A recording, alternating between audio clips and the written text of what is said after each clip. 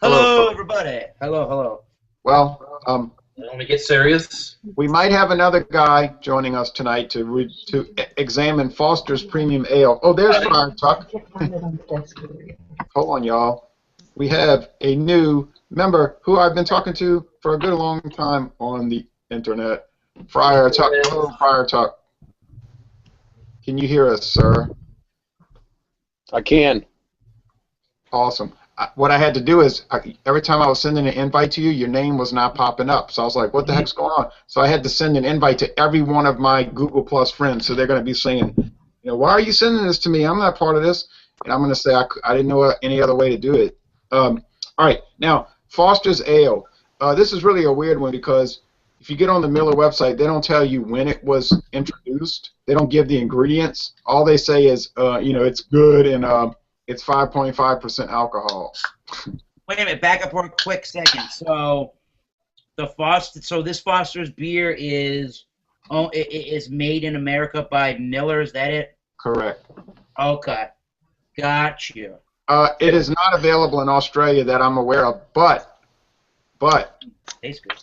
I saw some photos on Google. I think it was Google image search, and it was a 12-ounce bottle. Looked like 12-ounce bottle. Could have been 11.2 ounce of Foster's Premium Bitters, and it looked like it was from maybe 10 years ago, and it said Australia on the bottle, so it must have been made in Australia at some time. My presumption is that this beer did start in Australia at some point in history. It was called Foster's Premium Bitters. And then it migrated to America, and Miller decided to make it. And when Miller first had this beer, if you remember, I don't know, I used to look at the Miller website 10 years ago, and it would say Foster's Premium Bitters. And I would say, I'd love to try this beer. Never saw it. Now, then they rebranded it as Foster's Premium Ale. Right. So if anybody has any history of this, I'd love. Oh, here we go, spilling it. Yep. I couldn't find anything. I couldn't find anything either. And I looked, the Foster's Group site in Australia doesn't even seem to list it. Nothing. And same thing with Foster's UK, which I know Foster's Lager is really big in UK. So I'm guessing this is a North America only product, as near as I can tell. All right. I got freaking beer all over my bar. Oh yeah, this thing here is like, if you have Foster's Ale in this 25.4 ounce can, you are guaranteed to spill it. It is a guarantee It is going to spill. But did I not see some 25.4% cans of the bitter ale too? I thought I seen some of them online looking. Yeah, that's what it was originally called. Yeah. Did you guys check the Aussie site on that? No, but I checked. If you check the American website, it talks about it a little bit. The Aussie site's got big bottles on it.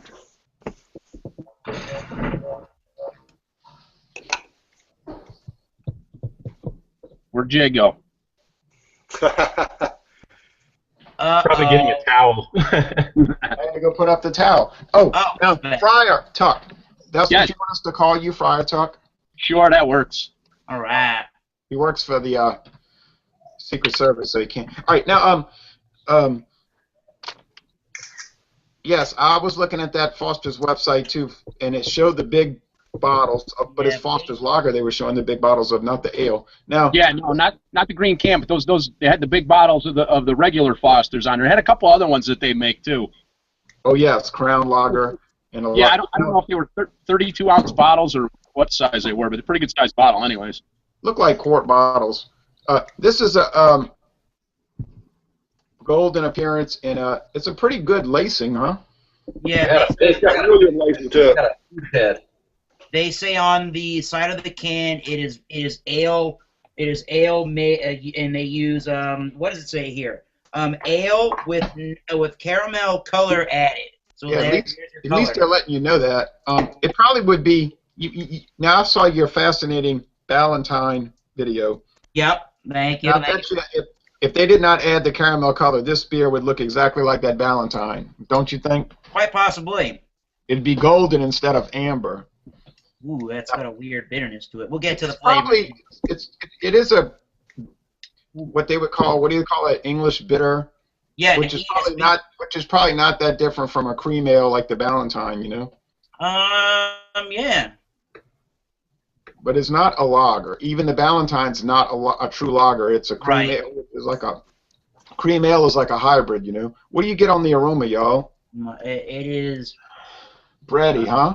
Brown bread crust. They're still using this Pride of Ringwood hops, which sort of give the nose a sort of a bitter, spicy kind of a thing going on. You think they're using that Pride of Ringwood hops? Yeah, it kind of smells this. It kind of has a similar type smell to it. If you get on the Foster's website, like all of y'all were talking Like about. a piney smell? Yes. Yeah.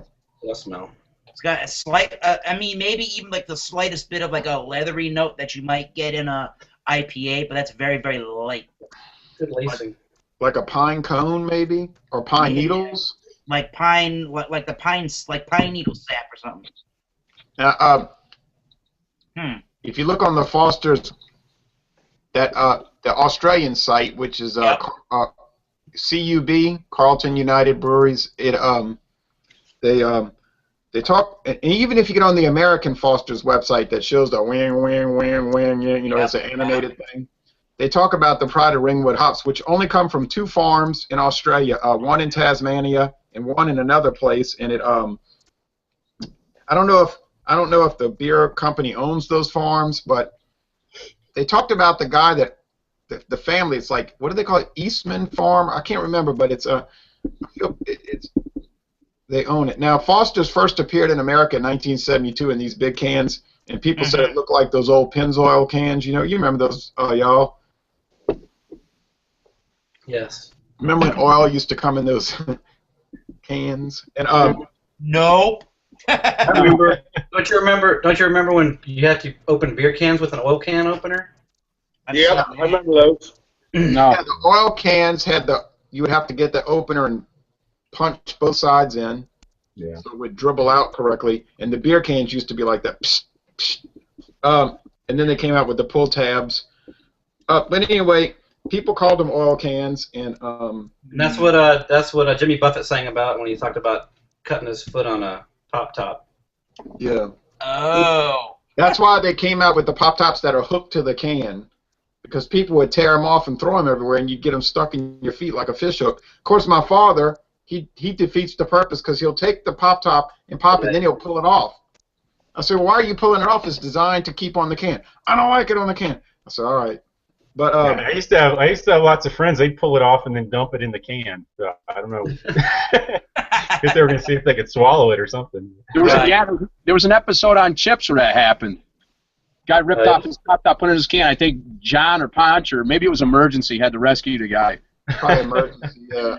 I love it. I guess around 1980 or 81, they came out with this pop top that you could keep on to the can. Anyway, it's in the metric system, this is 750 milliliters, okay?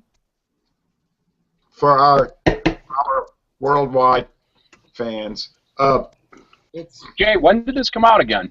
The world, tell me, because I can't find out. I tried to do so much research. Oh, it's It's a beer by Immaculate Conception. Zach, I don't know. That one right, Beer Cup. I don't know what it is. It just appeared at some point in history. I don't know anything about it except that Miller sells it, and it's very popular in Louisiana.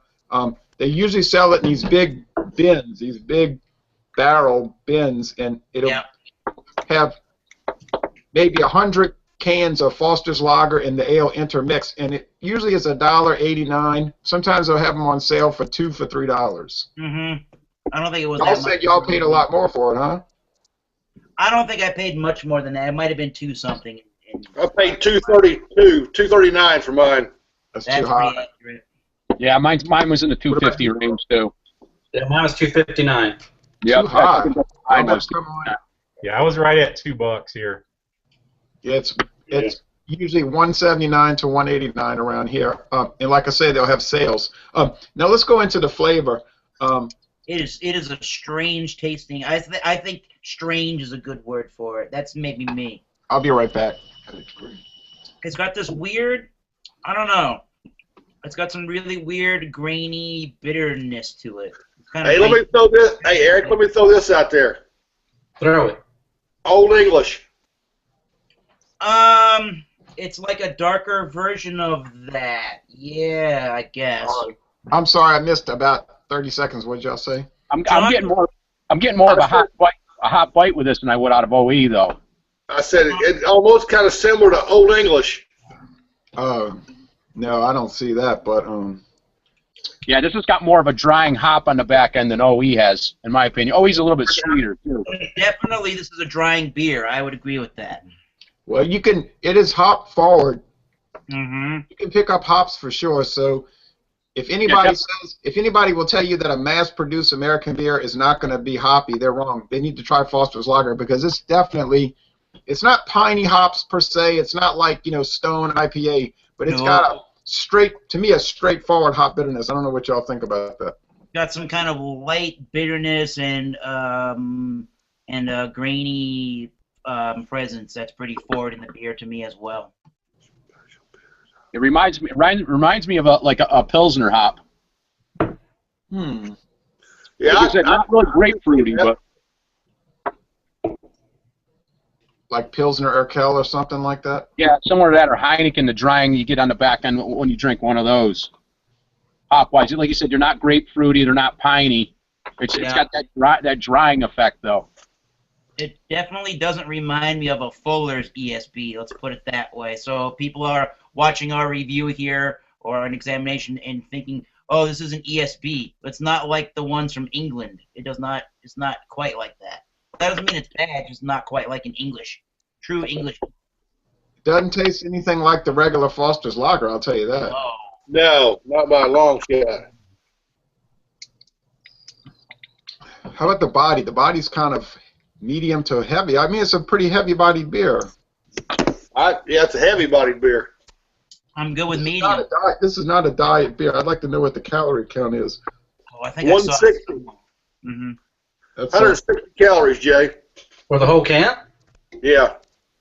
probably for 12 ounces. It may have been for 12. Yeah, I think you're right. It says it's made in Albany, Georgia, and Fort Worth, Texas. I bet you the one Paul and I have is almost certainly from Fort Worth. It doesn't say on the can that you got. No, it just says Albany and Fort Worth. I'm sure in the code, there's a code that will tell you. If you get on the Miller website, they have a really good explanation about how to read their codes, and it'll tell you, here's when it was made, here's the brewery that it was made at, and this is the line it was made on, and this is the time it was made. Mine says May 18, 2015. Yeah, that's your best buy date. I got April 13, 2015. And Miller says on their brewery tour that all of their beers should be good at least a year past that date. But of course they recommend breaking it by the date, you know. Right.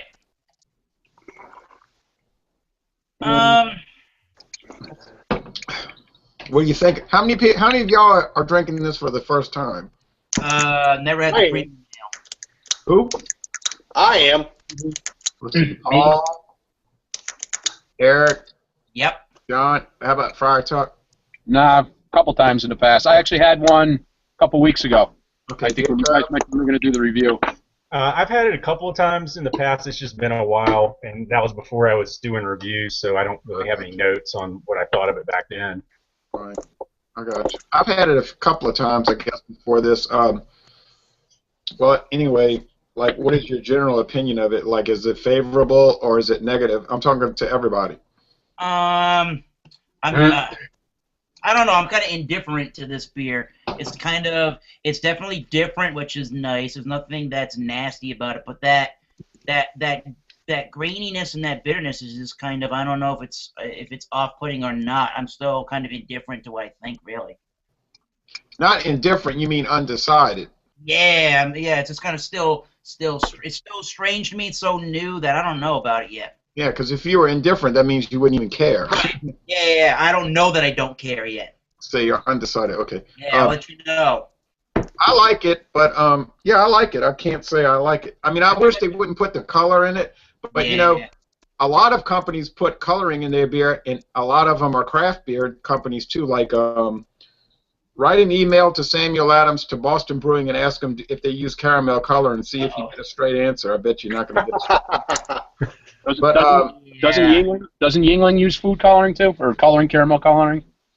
That's what I heard, and that's what I suspect because, yeah, I believe so. I mean, I don't care, but I wish they wouldn't do it. But well, I think the problem would be in a beer, at least like the one that we're drinking, is in order to get that color. If maybe John can tell me this, or maybe I'm wrong, but to get that caramel color, they have to add all kinds of different malts that would throw off this recipe or however they made it. Yeah. Yeah, because if they sold it like it should be, it would be a blonde ale. And they couldn't call it a bitter beer. But they want it to look caramel. Yep. Like now, you know, with the Michelob Amberbach, they do not add coloring. They just have those medium to dark roasted malts that make it dark. You know, it's like authentic. But I'll give Miller this. At least they're telling you they're adding caramel color, right? Yeah. That's what it says on That's the can. right on the can. And, you know, all the other Miller cans and bottles say no additives or preservatives. Right. This can does not say no additives or preservatives because it has an additive, meaning it has caramel color. Now, what are the ingredients? Who knows? They don't even say on their website. Yeah, they're not giving much out about this beer for some reason. Mm-hmm. Yeah. I mean, was it the same with the bitter? Was there much information on the bitter online anywhere? No. Not much information. It was the same thing. It was the same thing. It was just a little comment about the beer, and they never said when it was introduced or where it came from or what ingredients. All it said years ago was Foster's Premium Bitter. It's good. You ought to buy it. Something like that, you know. So, and I kept thinking, I want to buy it. I want to buy it. And then I saw it in Texas where Paul lives, and I said, ooh, and I bought it, but it was already called Foster's Premium Ale. I wish I'd have gotten a hold of the old Foster's Bitter can. Man, that'd be something to have. I guess you could buy it online. Probably some people have collectors. Yeah. My suspicion is that this beer has been out for a long time in some form or another, but it was never really promoted. And so no one knows about it. These guys that I talked to in Australia knew nothing about it. I think I remember. I was little in the '90s. I'm 26 now. Birthday's in May. I do remember in the '90s was when that big push for these oil cans was on television and had big commercial ads. And I do recall the Premium Ale having ads in the '90s on television for their big old cans. So it had to have been somewhat of a push to get people to want to buy Foster's in the '90s, I would think. They have commercials for Foster's now, occasionally, you know, Australian for beer. They're not too common, but it's always the lager, you know, the blue can. Exactly. It's never the green can with the gold. Yeah, and they got Outback Steakhouse really pushes the Foster's lager. Oh, God, yeah, it does. Oh, so if I go to Outback, they're going to have a lot of Foster's lager there? Oh, yeah. They'll have it on draft. Mm. Oh, yeah. I wouldn't mind going and getting a steak. All right, anyway. It's like going to an Indian restaurant and getting Kingfisher, or going to a Japanese restaurant and getting Sapporo or Asahi. Right. Exactly. Oh, Kingfisher. I love Kingfisher, by the way. Yeah, it's good. That's a famous beer. Yeah, Kirin beer is not even made. That's a terrible beer. Kirin beer is not even made in Japan. It's a terrible beer. L.A. John. I'm gonna I'm fight you. sorry. I will unfriend you on Facebook. No, because you said Kingfisher was a terrible beer. I liked it. We cannot be friends. I don't like you. Now, you know, I really would like to revisit Kingfisher. And if you get on the Kingfisher website in India, you know, the Brewers United website, there's like 10 different varieties of Kingfisher. No joke. It's Indian. Anyway, this is I'll do it. If you want to do it sometime, I'll do it with you. Kingfisher. Yeah. Yeah, I gotta find that son of a gun. It's so rare around here. They're for some reason it's everywhere around here. Huh. Interesting. And you know that same company is Mendocino. You know about Mendocino Brewing, right? Yeah. That's But I've actually had it on draft around here. Wow, hold on. I'm going to see who this is calling me, drive me nuts. Yeah, I don't know if I would choose the Foster's Premium Ale over the lager. If I were to buy Foster's at a store, I don't think I would buy the Premium Ale. I don't know. No, I'd probably never buy this one again. To be I honest don't with know. you. I think in the marketplace, which is America, where this beer is primarily in the market, I think you're probably better off spending a little bit less on a 40-ounce of malt liquor, probably.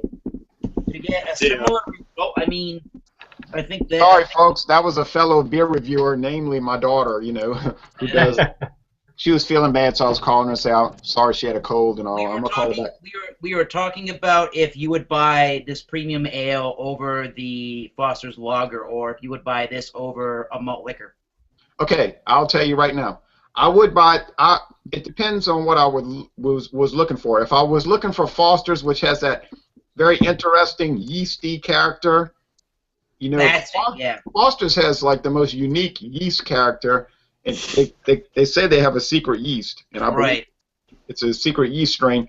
Yeah, I would buy that. But if I was looking for something that was hoppier, in a nice way, a bitter way, and had a lot more body and was heavier, I'd buy this. But if I wanted something light to eat with steak, lighter, I'd probably get the Foster's Lager because this thing would make me full before I got my steak. Right. And as far as a malt liquor, I don't see that's coming into the that's. I guess if I felt like drinking a malt liquor, I would drink Magnum. Right. My whole point of bringing up a malt liquor was this is in a big serving size at 5.5% alcohol by volume, which is you get a lot of malt liquors around that ABV range that are in a big quantity serving size anyway. Oh, right. I see what you're saying. So especially in this country where Foster's Premium Ale is brewed, do you think that people would be looking to buy the malt liquor over the Premium Ale, vice versa? That's part of my question. Well, it's 5.5% alcohol, so you're getting really close to the malt liquor range. So it just depends. Like I might say, well, maybe I'll drink some natural ice tonight or something. I don't know. Yep. I wish they would sell this beer in 12-ounce bottles or 12-ounce cans. I think there would be a market for it, even in 22-ounce bomber bottles. Like, absolutely. They used to sell Magnum. They used to, and I know they still do, but they used to sell Magnum around here in the 22-ounce bomber bottles. Haven't seen that in a decade and a half. Right. Yeah, I can't find any 22-ounce bottles of any kind of malt liquor around my area. And where are you? Connecticut. Oh, Connecticut. Okay, so we got the West, Wyoming and Texas. We got the South, me. We would have had some other people joining us tonight, but nobody could find the darn Foster's Ale. We had 10 other people looking for it, and they could not find it. And then we have Massachusetts. We've got New England, Massachusetts, and Connecticut, and we got the North. I guess you call it the North, Indiana. But you're not far from the South, are you? Just a bridge over a river, huh, John? Yep, exactly. Oh, you're on the Indiana side. I thought you were on the Kentucky side. I didn't realize you were Well, I'm right on the Kentucky border. Yeah. But he's in Indiana. He's got I do agree with you on that, Jay. I think if these come out in something less than a 25-ounce can, then it might be a little bit more popular. I think the 25-ounce can kind of scares most people away. 25.4. I may be wrong, but I mean, I don't know. They get this stuff in like crazy at the store where I'm buying most of my beer in Laplace. I mean, these things come in those big cases, and they just sell it constantly. So it is not going. It is not. Oh no, it is not moving slow around here. But like John's saying, it would move even faster if they had it in different varieties. Yeah, I would tend to think so. Where I bought mine at, I asked him when I walked up the counter to buy it. I said, "When was the last time that you sold one of these?" The guy goes, "I can't remember." Wow. So, I mean, I'll tell you this. My local dates on them though. Wait, Paul, your store sold out, right? Yeah, when I went to go buy it Monday, they were out, and they get their shipments on Wednesday, so I had to go buy it today. Yeah, Nate was telling me, our other reviewer on Wednesdays, Nate from Massachusetts, he was telling me that in his town of Brockton, Massachusetts, they have not seen this beer in a very long time on the shelves. Mm-mm. He couldn't get it. Now, John, Charles, he didn't join us tonight, right? No, he had to take his boy somewhere. Okay. Yeah, the Foster's lager at least seems to be really popular out west here because I see it in pretty much every store, and a lot of times they'll even have like the 12 packs of the 25-ounce cans as well as the 12 packs of bottles. Huh. 12 packs of 25-ounce cans? That sounds awesome. Yeah. Now around here we get the 25.4-ounce cans everywhere. Yep. A few stores sell the 6-packs of bottles, and there's even fewer stores that sell 12 packs of bottles. But I would say the vast majority is these big 710 milliliter cans. Now, all right, so to wrap it up, yep. Yes, I like it personally. I mean, I'm not going to run out and buy a bunch of cans of it. I mean, it's a lot in that can, but I think my daughter would like it. She just called me. I'm going to call her back a little bit. I think she would like it because it has a lot of alcohol and it's got a kind of a bold flavor. And, you know, when we do beer reviews, she's real critical of beers that are too light and don't have a bold flavor. Like, you know, we were doing, this is funny, but we were doing Steel Reserve 211 6%. She said, it's too dull, it's too ordinary. She didn't like it. But a month before that, we had done Steel Reserve Triple Export, the black can. Yeah. Which is 8.1%, is very rare. She said, oh, wow, this is one of the best beers I've ever had. And I mean, you're talking about somebody who's reviewed Chimay Red Cap, Chimay Premium, you know, Chimay Grand Cru and all. And I said, wow, I can't believe it. But she loved it because it was bold and had body and it was strong. So that's fascinating, you know. But I like it. But anyway, I'll turn the floor over to y'all. What do y'all think? Yeah, I know, Eric.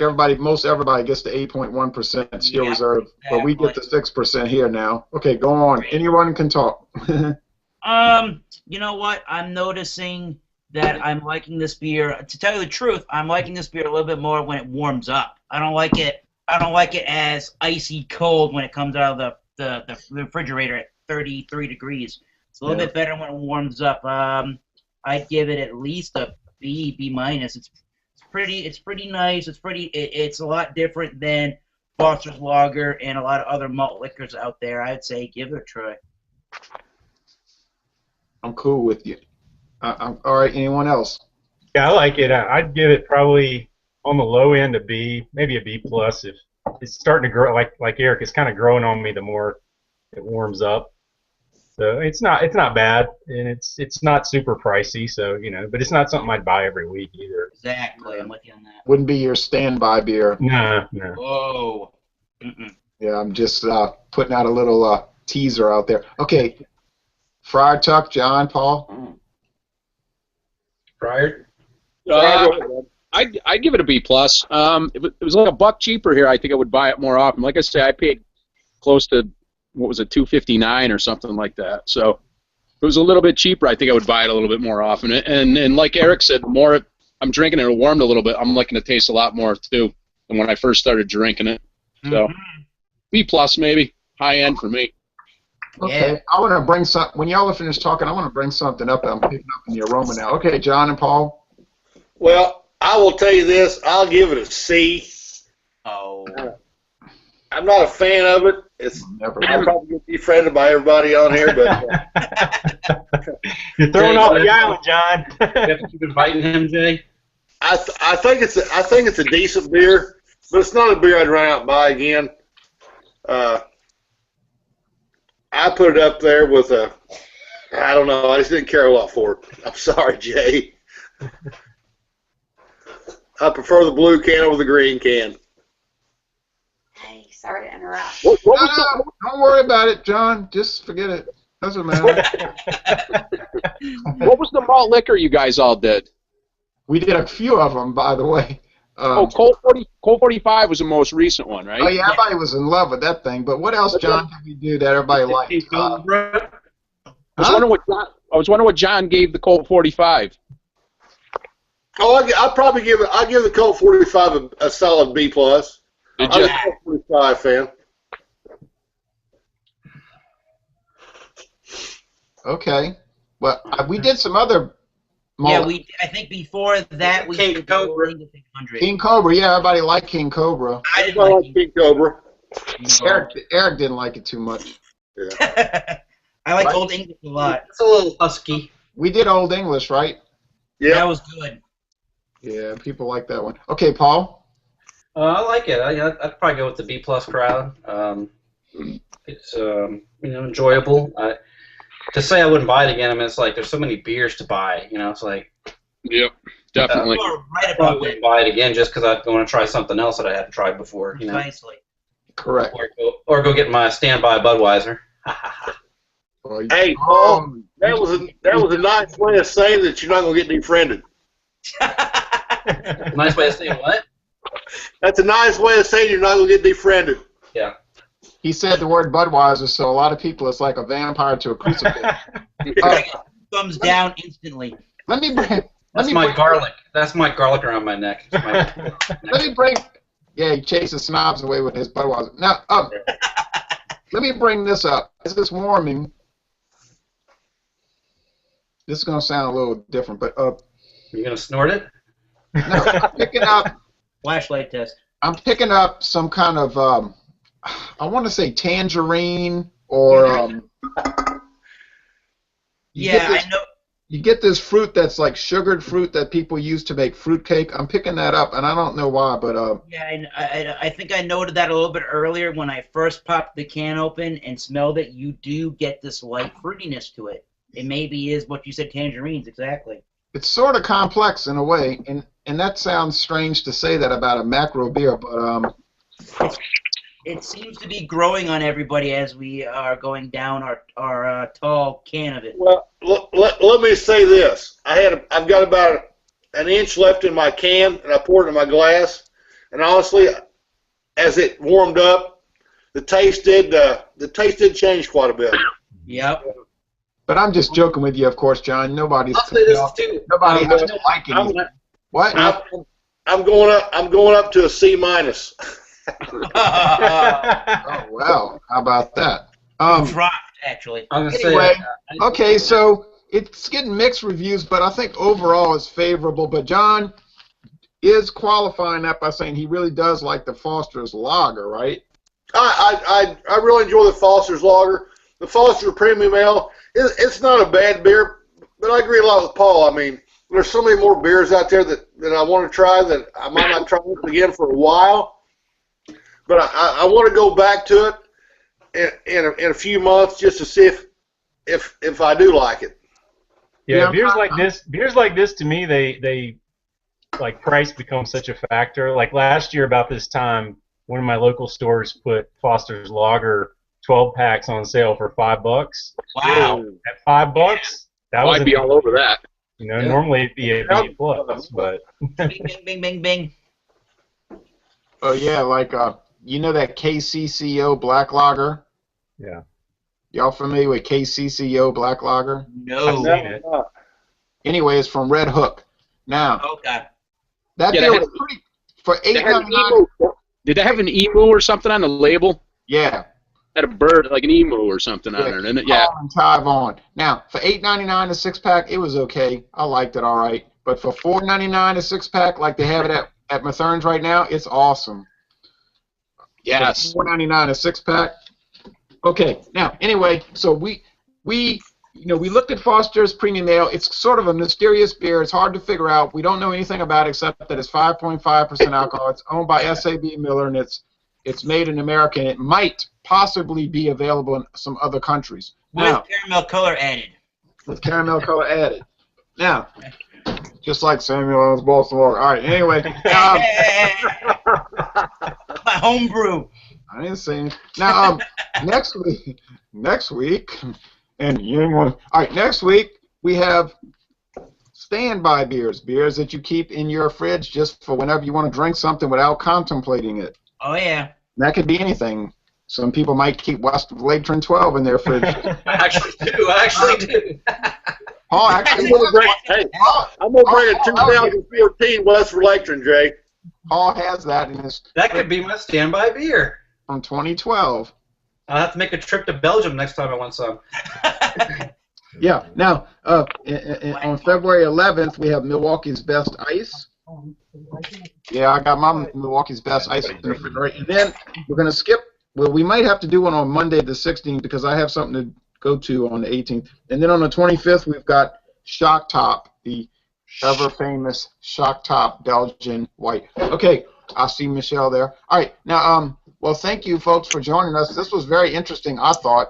Maybe one of the most interesting ones we've ever done, and we've done a lot of interesting ones, right? Oh, yes. Yeah. And I want to thank Friar Tuck for joining us. It's always nice to see new people. And Friar Tuck, I hope you enjoyed it, and also I hope you join us again. Friar Tuck, glad to see you, buddy. I hope you hang out with us again.